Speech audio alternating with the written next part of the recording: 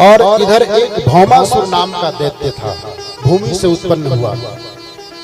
उसका संकल्प था, उसका संकल्प ये था कि 20,000 राजकुमारियों को एकत्रित करूंगा और इसके पश्चात 20,000 राजकुमारियों के साथ एक ही मंडप में और मैं अकेला दूल्हा रहूंगा और 20,000 दुल्हन रहेंगी और अपना सानंद विवाह संपन्न कराऊंगा। ये उसका संकल्प था। भौमासुर नाम का दैत्य 16,100 राजकुमारियों को एकत्रित कर चुका है।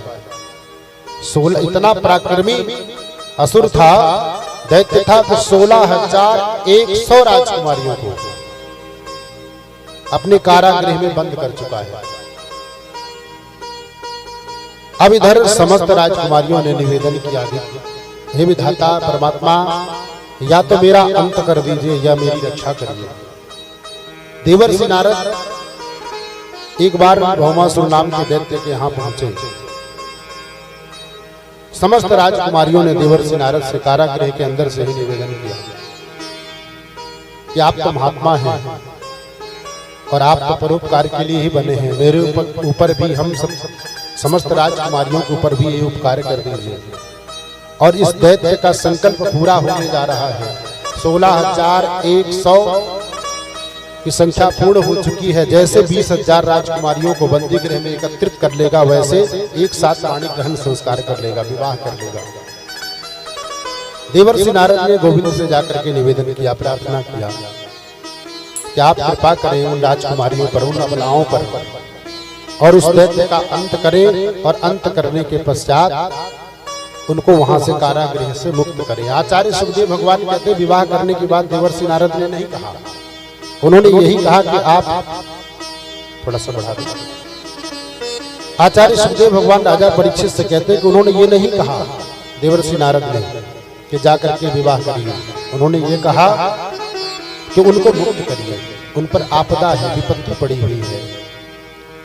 देवर्षि नारद के निवेदन से भगवान द्वारिकाधीश पहुंचे, भौमासुर नाम के दैत्य को ललकारा और भयंकर युद्ध हुआ और वो भौमासुर नाम का दैत्य भगवान के हाथों मारा गया।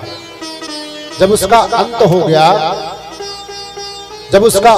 गया, तो भगवान ने कारागृह को खुलवाया और खुलवा करके समस्त राजकुमारियों के सामने हाथ जोड़ करके द्वारिकाधीश भगवान निवेदन करते हैं, देवियों आप अपने अपने घरों को जाओ, आज से उस दैत्य का मैंने अंत कर दिया है और आपको कोई बंदी बना करके नहीं रख सकता। आचार्य सुखदेव भगवान राजा परीक्षित से कहते हैं समस्त राजकुमारियां हाथ जोड़ करके 16,100 राजकुमारियां हाथ जोड़ करके निवेदन करती हैं, गोविंद आपने मुक्त किया, बड़ी कृपा की, लेकिन आप ही बताओ, आप कह रहे हैं घर जाने के लिए, दुनिया का कौन पिता, दुनिया का कौन भाई, दुनिया का कौन पति, दुनिया का कौन परिजन एक रात्रि के लिए उसकी कन्या या पत्नी या पुत्री बाहर निकल जाए और समाज उस पर आरोप और कलंक लगा देता है। आज तो हम कई वर्षों से 16,100 की संख्या में राक्षस के कारागृह में बंद हैं। दुनिया का कौन पिता मुझे स्वीकार करेगा, दुनिया का कौन भाई मुझे स्वीकार करेगा, समाज कैसे मुझे जीने देगा, ताने मारेगा, उलहने मारेगा। हमारे सामने दो ही स्थितियां हैं, आप घर जाने की बात कहते हैं, कोई पिता पति भाई स्वीकार नहीं करने वाला मुझे।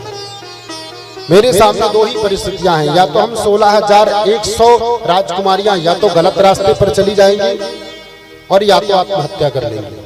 समाज हमें जीने नहीं देगा, अबला समझ करके प्रताड़ित करेगा, परेशान करेगा, उपहास करेगा।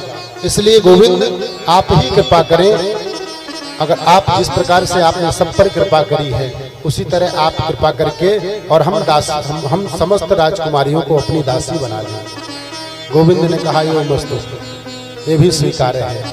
16,100 राजकुमारियों को भगवान ने स्वीकार कर लिया। आचार्य सुखदेव भगवान राजा परीक्षित से तुरंत प्रश्न करते हैं, राजन ये बताओ भगवान ने 16,108 विवाह किए, कौन सा विवाह भगवान ने अपनी इच्छा से किया है? नहीं किया।